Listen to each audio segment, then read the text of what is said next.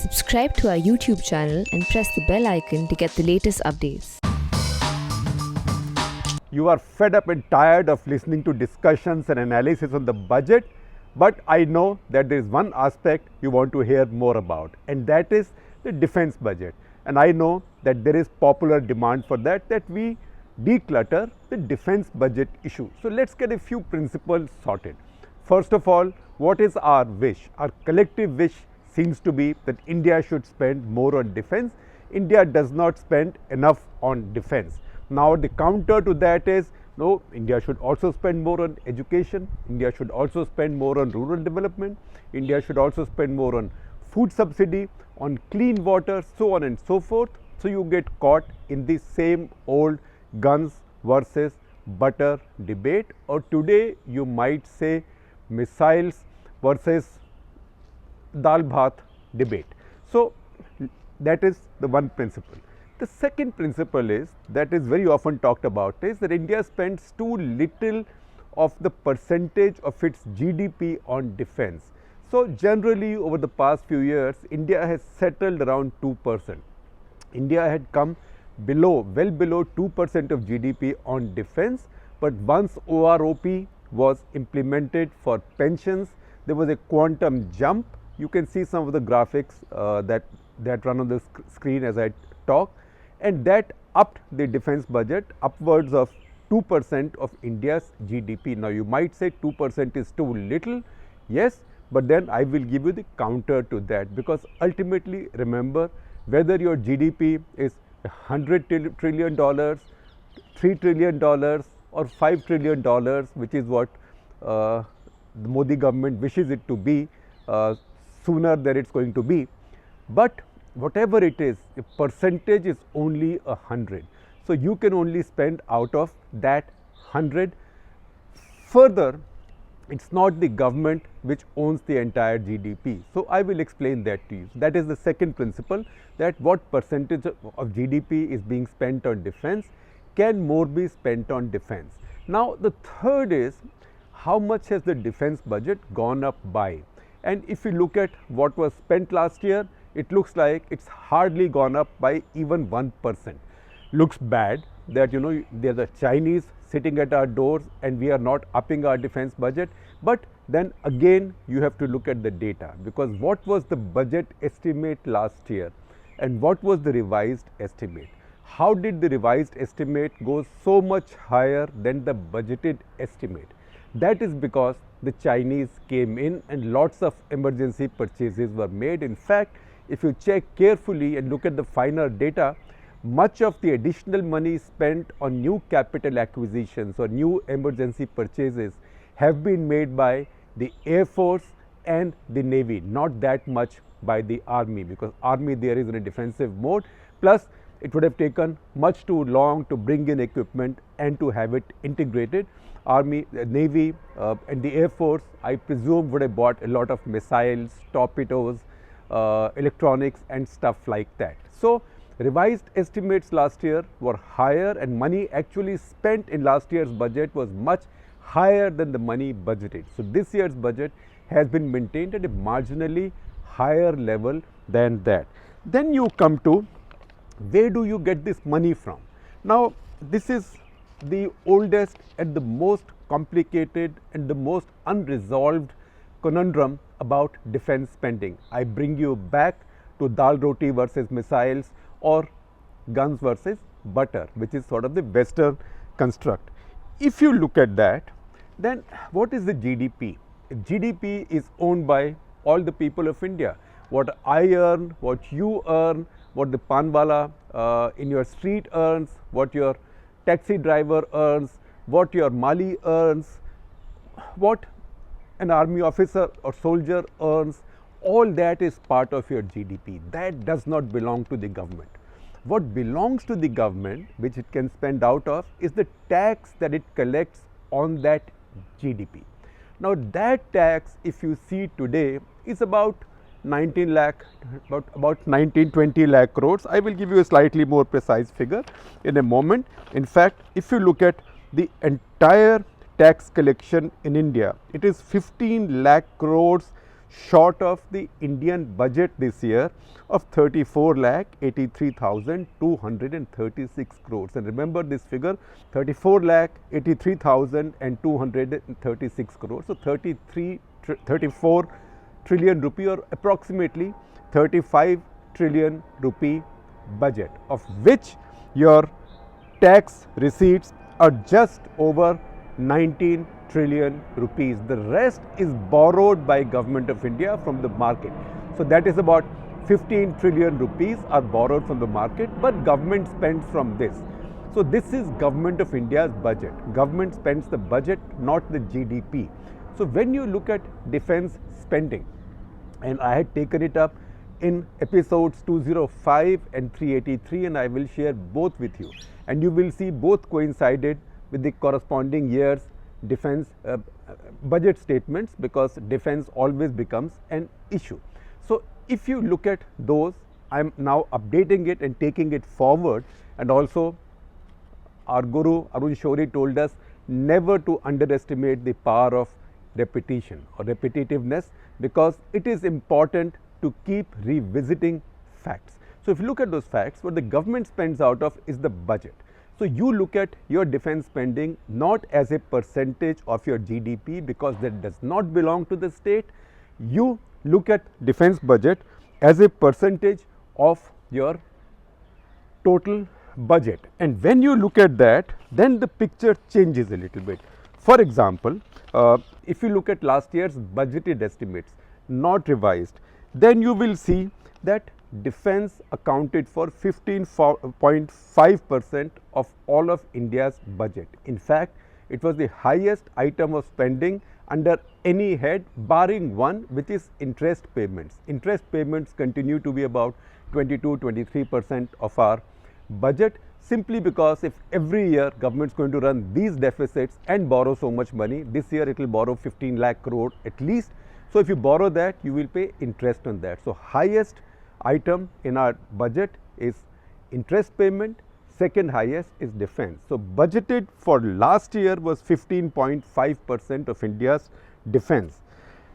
Interest, as I told you, was 23. Now if you added the subsidies, food subsidy, if you added some of the other welfare spendings, food subsidy 6.6%, that is last year, rural development 4.3% of the budget, health 2.4%, throw in education about 2%, in fact less than 2%, just over 1%. If you throw in all this, then you will see that your defense budget as a percentage of your budget, because that's what belongs to the government, your defense budget as a percentage of the budget was more than your entire spending on food subsidy, rural development, health, agricultural subsidies and education, all of this. So if you want to increase now defense budget as a percentage of your overall budget, where will you take this money out from? Because a lot of the budget also goes into salary payments, etc., etc. So that is how you cut the pie. So when we say give more money to defense, we have to think about where will that money come from. The percentage of GDP is one metric, but it is not the best metric. For example, a country like Japan may be limiting its defense spending to 1% of GDP, but it's a much larger GDP and enormously larger on a per capita basis. In India, the situation is different. In India, defense spending has fluctuated. In fact, it peaked not in wartime. Surprisingly, it peaked in peacetime, which was Rajiv Gandhi's time. So in 1986-87, that was the peak of India's defense spending as a percentage of the GDP. It went up to 4.23%. Since then, it's been coming down and moderating, but remember, since 1991, India's GDP has also been going up quite rapidly. So as your GDP increases, accordingly your defense budget increases, because a rising tide lifts all boats, including the boats of Army, Navy, Air Force, metaphorically. Problem arises when your economy is not growing. So if you look at last year's revised estimates of spending, you will find that as a percentage of GDP, defense has gone up simply because GDP has contracted last year and defense spending has gone up because of the increased Chinese threat. So remember, again, you can spend more on defense, but you have to then decide whether you take it out of education, rural development, health, food subsidies, or choose anything else, water, agriculture, anything that you want to, but you will have to take it from somewhere, because a percentage only has 100 points. Now look at this year's budget and look at some elements which have got sizable increases. Now percentages and absolutes, I keep saying percentages are percentages, absolutes are absolutes. So sometimes some percentage may look very high, but absolute may be low, which means the base is low. For example, if you look at Jal Shakti Mantralaya's budget this year, it's gone up 64%. So you say, oh, humongous. One ministry has 64%. That is for Nal Se Jal program. But the base is not very high, and I will tell you what the base is in just a minute. Similarly, there are some other elements which have gone up this year. Consumer affairs, food, public distribution has gone up by 48%. It's a lot of money. So you will say 48% over revised estimates. What's wrong with you? Because you gave additional food subsidies this year because of the pandemic. Are you going to make it 1.5 times more? That is not the case. What has happened this year is that Modi government, and thank you for that, has taken a Ganga Snan on our national finances. So they've cleansed our national finances from some of our oldest sins. And that sin is that the food subsidy that Government of India gives to the poor, it does not actually transfer the money. It commits the money to Food Corporation of India. And then that money, or that sits as a receivable on FCI's books. In the process, Food Corporation of India is running trillions of rupees of debt. It is a dead organization. This year government has decided to take it on its own balance sheet. So this part of the deficit does not remain hidden, and that pending debt or pending dues of FCI are going to be paid this year. That's why food subsidy has gone up this much, but it's gone up by 48%. You want to reallocate to defense, you are welcome to do it, but that's your choice. Communication has got a minor increase, that is 3%. Then I told you India's expenditure is about 34,83,236 crores exactly. This is 14% more than what was spent in 2019-20. We are not looking at 2021 because that year is yet to be concluded. There is still 2 months left in that financial year, but we know that revised estimates tell us that the spending will be much higher.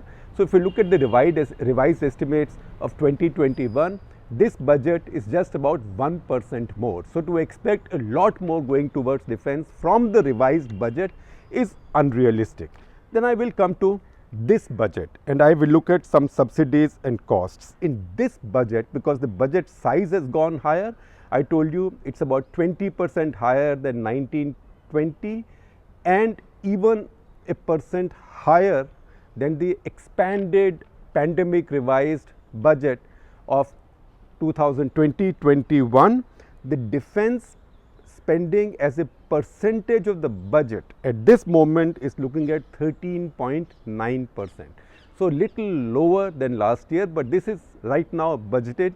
We find that in difficult times defense ends up spending more and nobody grudges it. So 13.9% of the budget. But look at the rest. Food subsidies, with this enhanced subsidy this year, which is basically a correction for the past by way of paying out FCI, by paying out the bankrupt FCI, food subsidy this year is 7.37% of India's budget. Rural development is 3.8%. Agriculture, farmers welfare, agricultural subsidies, all agriculture is 3.1%. Education is 2.67%. Health is 2%. So you just add it all up. If you add it all up, that is food subsidy, rural development, agriculture, education, and throw in health. All of this is equal to your defense budget plus your internal security budget for paramilitary forces. That's again about a little over 0.5% of your GDP. So you add that also. So your spending on national security forces is more already than food subsidy, rural development, agriculture, farmers welfare, education and health. So that is your roti dal versus missiles debate, and that is something that you can't get away from. Now there are some interesting questions being raised this year, that how come last year's pension budget was 1,25,000 crore. In fact, if you check out our episode 383, I had talked about how India's armed forces are not so much a budget challenge but an HR challenge, because our armed forces are in a situation where salary budget is higher than capital budget. That's a budget they can use to spend on acquisitions, modernization. Salary budget is higher. Add to that your fixed cost budget, that becomes even higher, and your pension budget has now become higher even than your salary budget. So there is too little left for the armed forces, and I will tell you a very striking manifestation of that in just a minute. But as you look at that, you will see this year that looks like the pension budget has come down by almost 15,000 crores, 13 to 15,000 crores. And you say, wow, how has this happened? Is the government fudging figures, or is it because this year they are going to pay less to the pensioners? So first of all, in Government of India, once a salary or a pension is fixed or reaches a level, it doesn't get reduced. We know that, that's a truism. So nobody's pension is going to be reduced. What has happened in these cases, and you can see a story that was done by Amrita Nayak Datta on the print. I will share it with you also. If you look at that story, what's happened is that last year there was a larger allocation made for pension arrears. That those arrears have been paid, those don't have to be paid this year. It's an aside, but that's just like fertilizer subsidy. People say, oh, how come fertilizer subsidies have fallen by 40,000 crores this year? They haven't fallen. It's because as part of the pandemic package, government had released 40,000 crores of additional fertilizer subsidies last year, which was by way of payment of pending dues to fertilizer companies. So that is what was paid last year, and that's why fertilizer subsidy budget is less this year. Similarly, pension budget is less because those arrears were paid last year. Also remember, as part of the pandemic response, until June this year, all DA installments are stopped. So that is one more quarter in this year, and we don't know what will happen later. If inflation rates stay low, maybe again there will not be many DA installments. So that is the reason pension budget is looking lower. It is lower than last year. There is no fib there. There is no sleight of hand. Now, I just told you that I will tell you something interesting, that what happens because of this HR challenge to the armed forces. The budget that really matters to the armed forces in the end, in terms of their effectiveness, their firepower, their deterrence, their punitive power, what matters is their capital budget, the money they can spend to modernize, to acquire more weapon systems, to acquire more technologies. So what is this striking figure that I've been talking about? First of all, look at how money is spent out of the defense budget on the three forces, Army, Navy, Air Force. So generally, broadly, I'm not going to the last decimal point, broadly the Army gets 56% of the entire defense budget, the Air Force gets 23% of the entire defense budget, the Navy gets 15%, another 5 to 7% goes under the head others, which means DRDO, etc., etc. So with 56% of the budget, lion's share of the budget, more than half, you would expect Army is doing very well. What are they complaining about? Now flip the coin and look at the side that really matters on the coin. The two sides are not the same. That is capital expenditure. That is the money Army, Navy, Air Force can spend on modernization, acquisition, etc., etc. There, so out of the capital share of the defense budget, the Army gets to spend only 32,474 crores, that little. The Navy gets, on the other hand, it's a much smaller force, but the Navy gets 26,688 crores, lower than the Army, but not that much lower. The Navy in size is a fraction of the Army. The Air Force, on the other hand, gets 43,282 crores. That is a 10,000 crores, 11,000 crores more than the Army. So what kind of nonsense is this, you might ask? Why are you giving a smaller Air Force so much more than such a large army? Or why are you giving a much smaller navy about 80% of what you give to the army? What the hell is going on? Therein lies the rub. Because look at also how much money each one is allocated, total out of this budget. Army, 1,46,941 crores, or let's say 1,47,000 crores, right? The Air Force, 30,000 crores. So the Air Force, by way of its budget, is about 1/5 of the Army.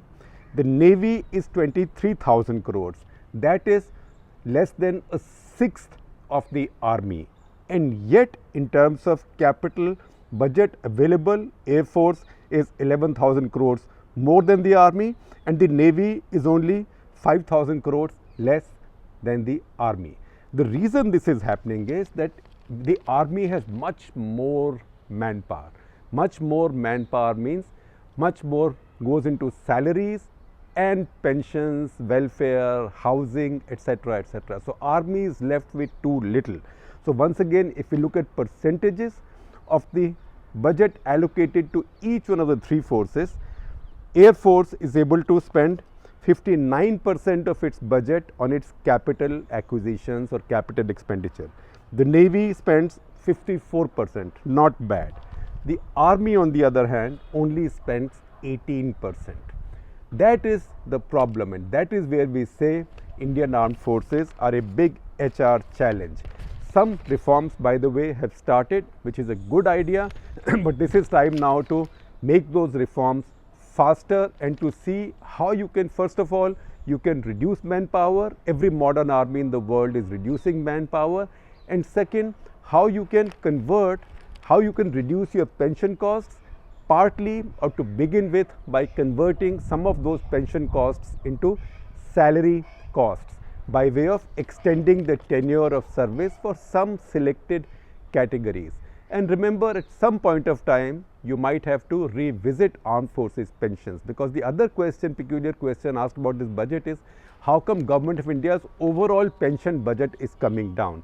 That is because almost 20 years ago, among the last acts of Vajpayee government was bringing in new central government employees under the national pension scheme or the new pension scheme. So that is now taking out the bulge from the old pension bill. So as time passes, Government of India's overall pension expense will come down, and something like this innovatively in the course of time, not now, will have to be thought about for the armed forces as well.